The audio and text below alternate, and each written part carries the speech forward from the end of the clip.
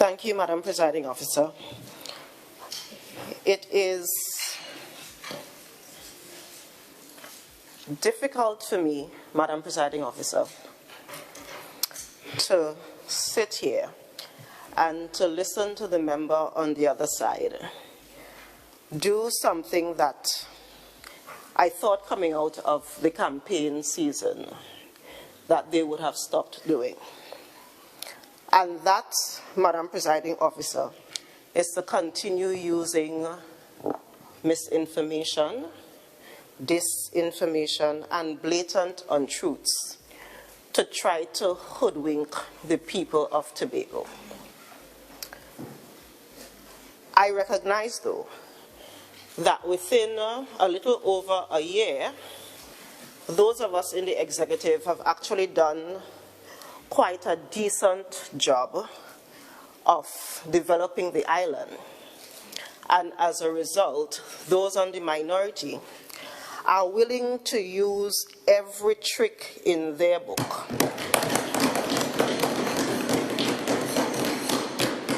to try to cheat Tobagonians out of the kind of development that would take us to this island really being the greatest little island on the planet. And I am asking Tobagonians to pay very close attention to what is being said, and to pay very close attention to the fact that what they are in fact trying to do is to take away the collective, holistic development of this island and place the resources of this island right back into the hands of those who held close over the last 20-something years when they were in power. If you recognize the companies that they are talking about, the companies that they are standing firm with, are the companies that have been there and are the companies that have been ripping off Tobago. And they have been a 1%, if you want to call it that, of Tobago. And what those on the other side is trying to do is to hoodwink the other 99% of us into thinking that we need to stand with them to get all of the resources back into the hands of that 1%.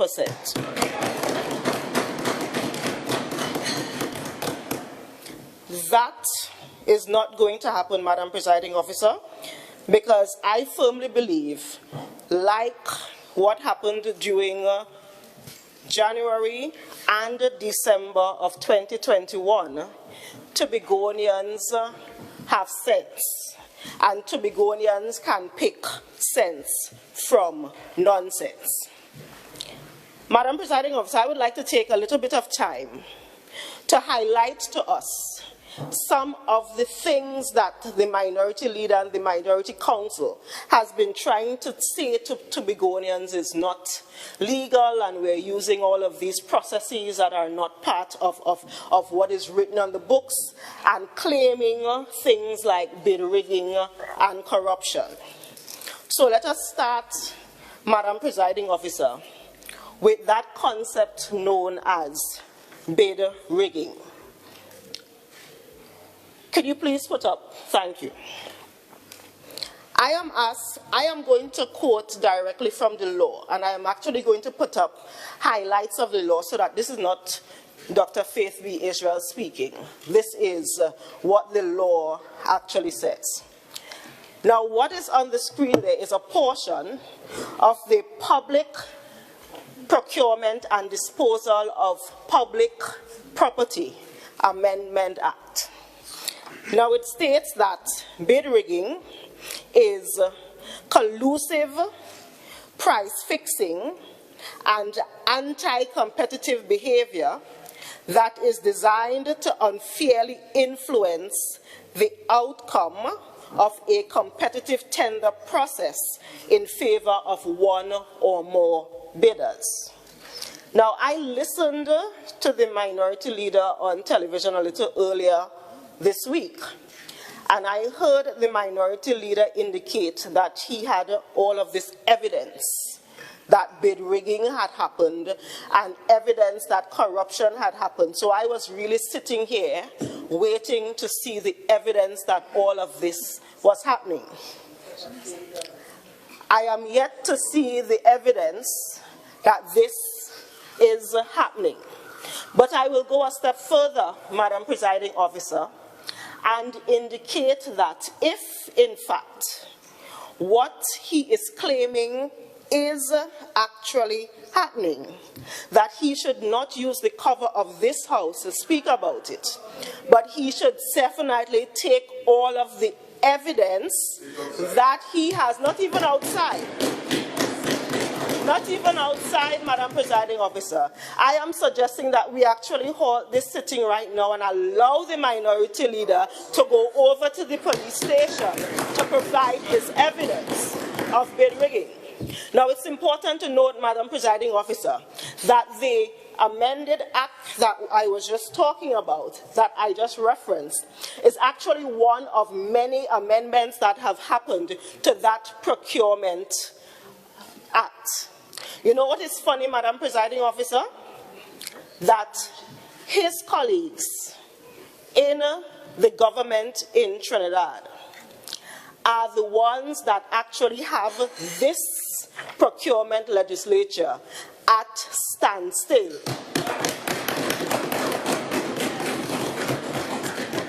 Refusing to say to the president, please proclaim this legislature to make it law. Yes. And as a matter of fact, in July 2021, the Minister for Finance stated that he had actually placed the 10 individual regulations that were required to make this law a law since July 2021.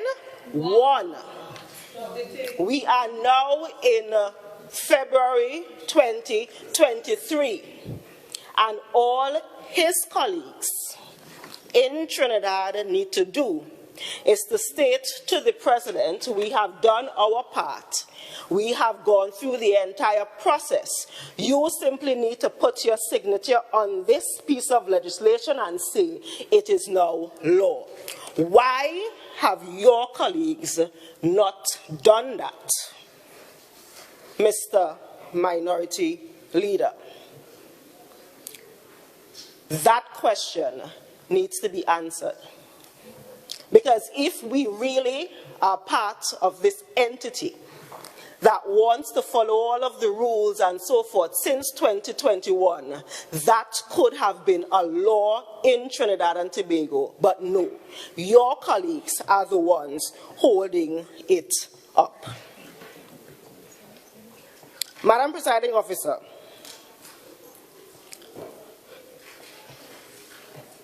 I have sat in this house at this very spot over the last couple months, and I have heard the minority leader and his colleagues, Minority Leader 1 and 2, Minority Councillor, claim things that are simply not true.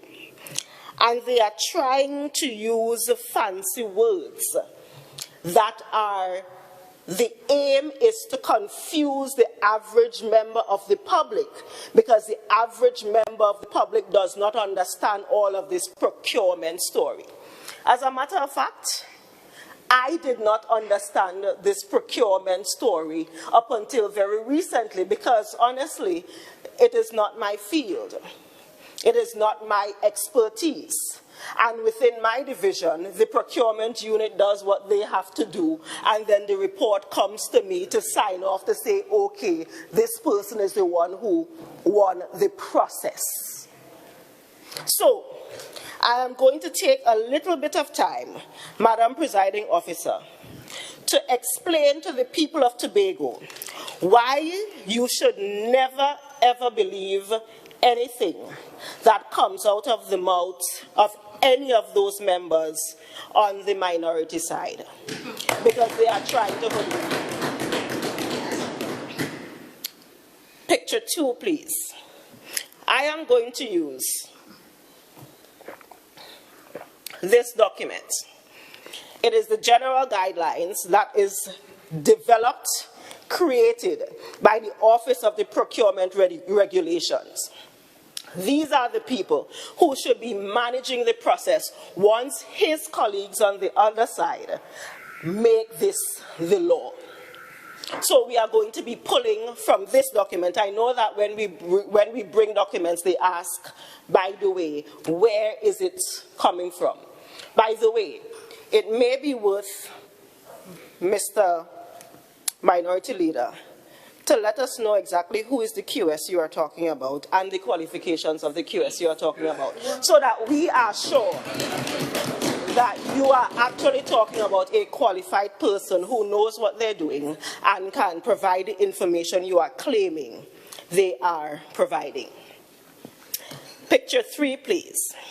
Madam Presiding Officer, I want to start at the introduction of this document. And the introduction of this document includes a paragraph that says these guidelines provide details on a number of procurement methods and techniques. And I specifically put it there because I want you to see the long list of procurement methods and techniques that are considered lawful and legal in Trinidad and Tobago. And the reason I'm putting it there is because when you listen to the minority, they give the impression that what is happening within the procurement units are actually illegal, when in fact, these are the options.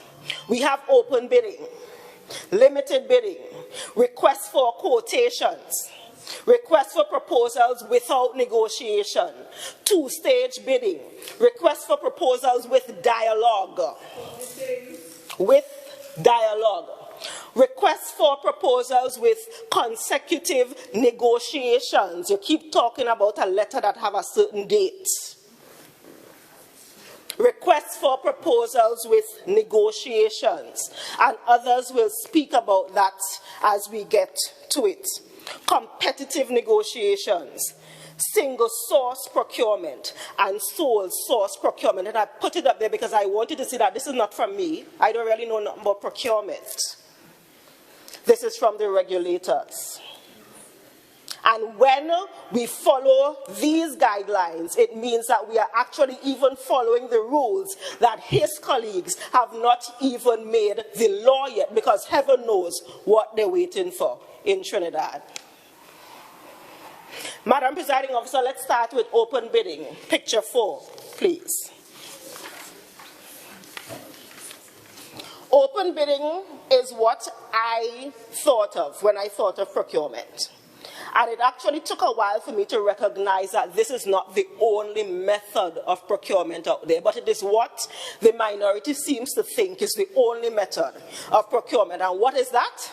It is, as it says, procurement that is based on an invitation that is advertised publicly, either nationally or even further, where any appropriate company has the opportunity to submit their proposals, submit that, and have that be weighed. So that means we want to do a road. We say, yes, we want to do a road, and everybody can bid to do the road. It means, though, Madam Presiding Officer, that the procurement unit would then have to sit down and review all of the bids.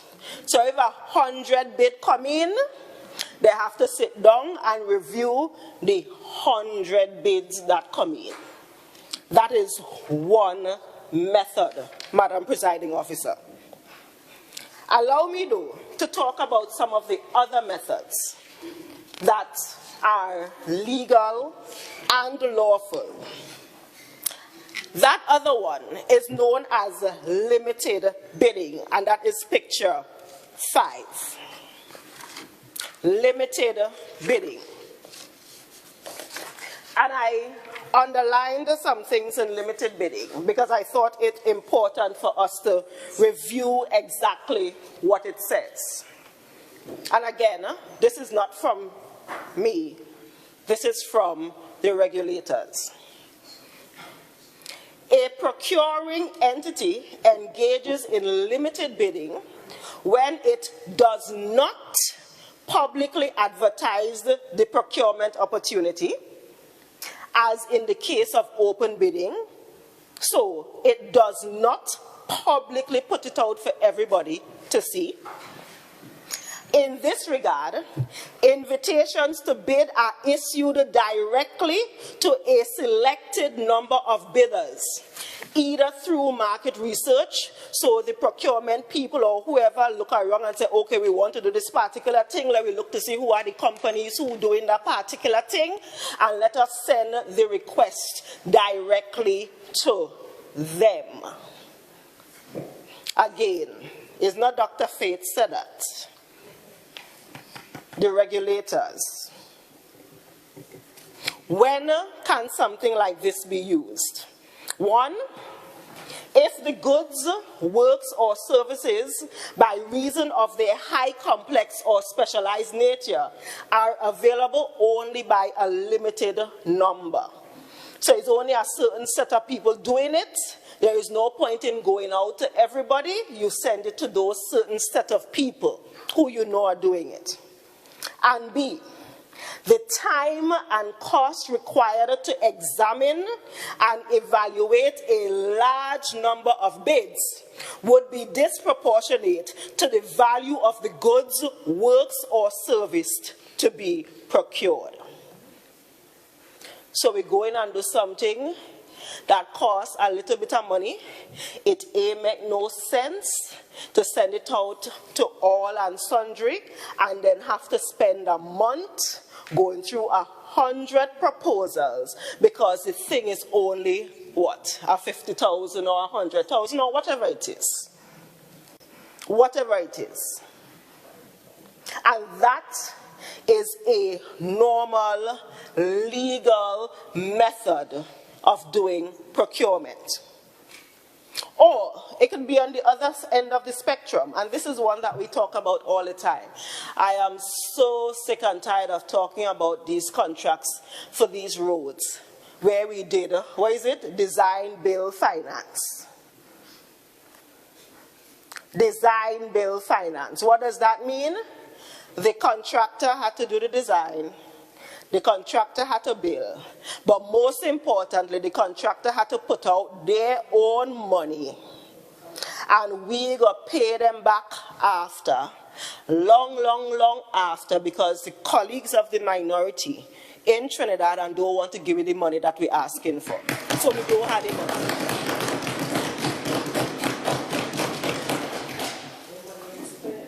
And because of that, and the Secretary with responsibility for infrastructure has said it so many times. When you look at the number of contractors in Tobago who have the capacity to put out 19 or how much ever $1 million without getting a cent from us, and wait 18 months before they get a cent from us, we have already limited the pool down to practically nothing. And if we are honest, because I hear others keep talking about this thing about south of Trinidad contractors. If we are honest with ourselves in the Tobago space, I mean, apart from all your good friends and families, the average contractor in Tobago, I know, the ones who are now coming up, because this is the only time they've actually had an opportunity to come up. None of them don't have that kind of money to put out. Because all of them, when they come in and telling you that they want a contract and they want the opportunity to do this, the first thing they're asking you is, how much is the mobilization fee? Because they don't even have the $1,000, the $10,000, the $100,000 to buy the material to start the work. And that is because for the last 20-something years, only a select few had the opportunity to develop. So yes, we have situations in Tobago where we have to go out beyond who is here in Tobago, and as the Secretary for Education just whispered, 66. All of the school repair, or that everybody buff up their face about last year. Of the 67 contractors that were employed, 66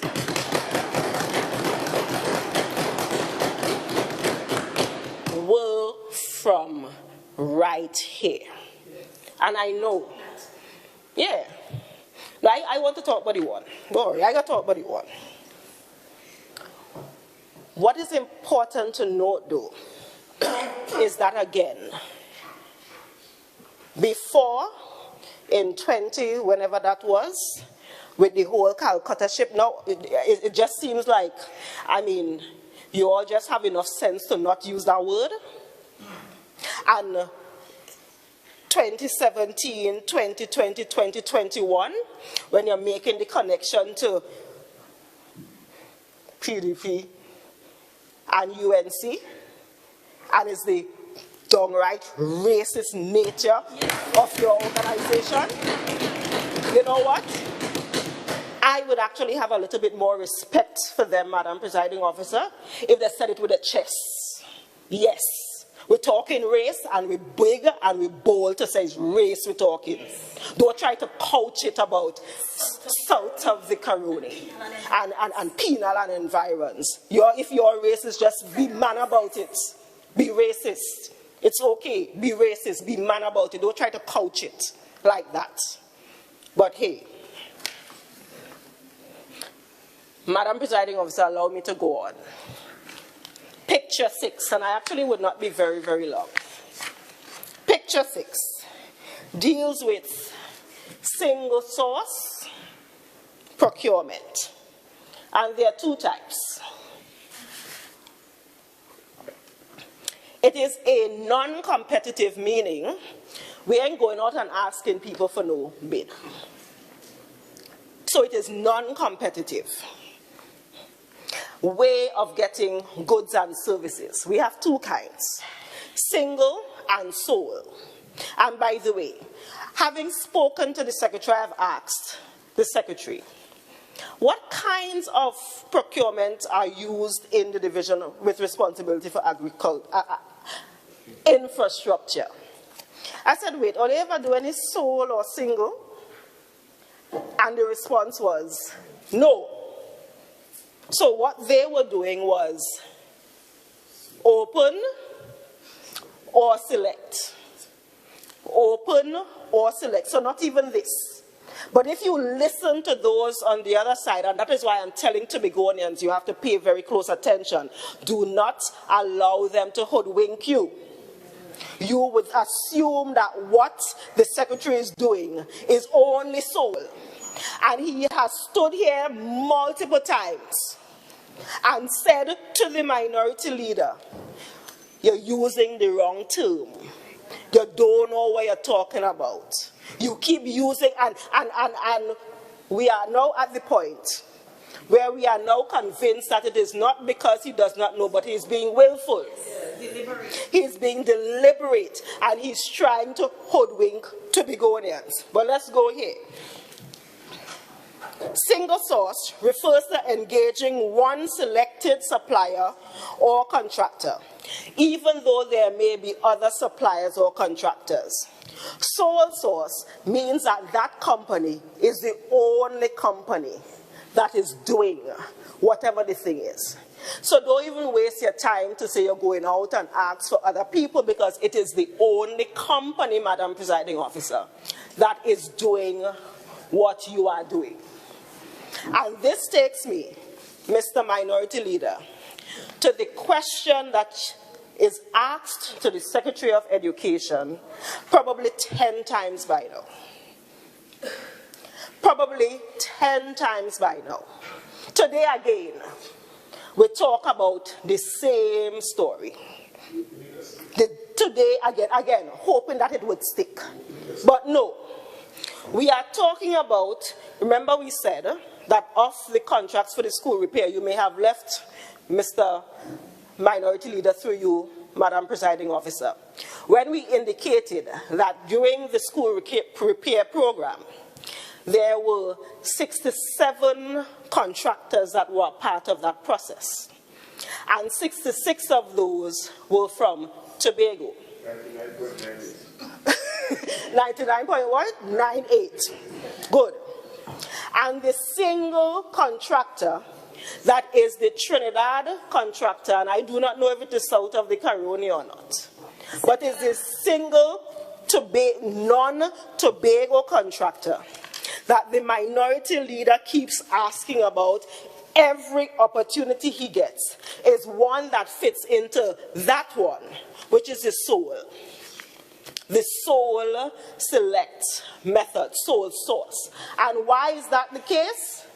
Because it seems like this is the only company in all of Trinidad and Tobago that is doing that kind of work. The only company, 𝗕𝗘𝗅𝗏, that is what I'm talking about, that is doing that kind of work. And by the way, it's important to know, Madam Presiding Officer, that even though those in the minority are trying to give the impression that this is the first time that company has been used, it is not true. That company has been used again because it's the only company that is doing that kind of roofing or whatever it is. The sealant. And they have been working in all of these schools in Tobago for years. 4 years. And yes, it is important to state that fact. Because even though this company, Madam Presiding Officer, has been doing that work for years, I have information about 2020 and 2021 and all of that. 2018 and all of those years. Remember, we were not there during that period. We were not there during that period, Madam Presiding Officer. Even though they were doing that work, Madam Presiding Officer, what we recognize is that because the Secretary with responsibility for education, her administrator, the procurement team, and so forth at that time. I would like to hear the member's response, please. Thank you. Thank you, Madam Presiding Officer. Even though that company had actually been doing that work for the PNM-led Tobago House of Assembly for all of those years, they were actually not registered with the procurement unit in Tobago. The same unit that the Minority Leader is saying, Madam Presiding Officer, that was placed there to put a buffer between the politician and the procurement unit and all of that. This company that was used all of those years was not registered. And they were in fact only registered when? 2022? Last year? When we came into office, Madam Presiding Officer. And we realized that if the law says to work with the THA, you have to be registered with the PCO, that because this is the only company in Trinidad and Tobago, and heaven knows probably in the Caribbean that is doing it, that they must be registered with the PCO before we use them, Madam Presiding Officer. And when I say to the Tobago people, that you all have to be so careful. Because if you only listened to the Minority Leader for the last how much months they've been talking about this very company, you would believe that the Secretary with responsibility for education had done something wrong. Members, Minority, this is your motion. And this is a response to your motion. 5.1 relevance. The relevance, she's detailing the modes of procurement. She's still on that. It's aligned to the question. Assemblyman B. Israel, you have 5 minutes. Thank you very much, Madam Presiding Officer. You know, it's important for Tobagonians to also recognize that at this very juncture, where we are trying to explain a critical point that is again highlighting the fact that you should never believe another word that comes out of the minority leader's mouth, is the exact point that he tries to stand or tries to disturb so that the average Tobagonian does not hear what is being said.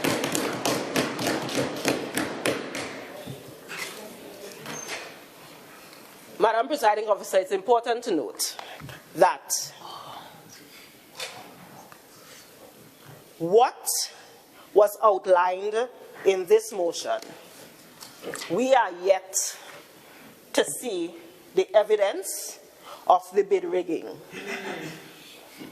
We are yet to see the evidence of the corruption that they are talking about, Madam Presiding Officer. We are yet to see the facts that are supposed to be in the public domain.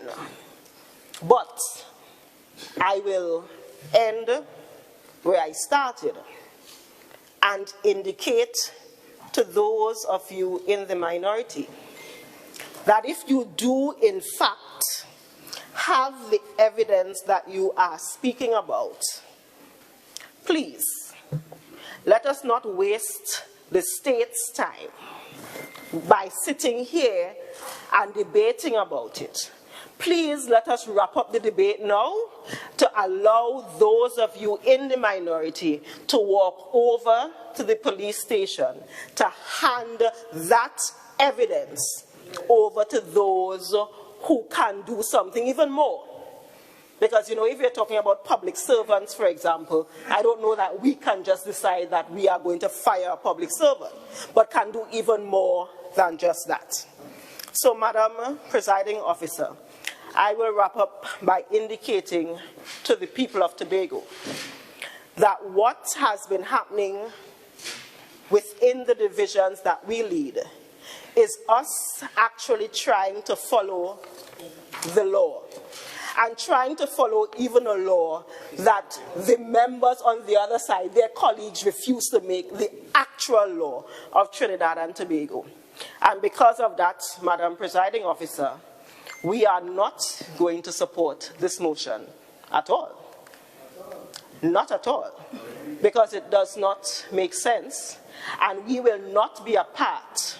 We will not actively participate in the minority council trying to hoodwink Tobagonians and take the resources of Tobago and place it back into the hands of those who are your friends and family.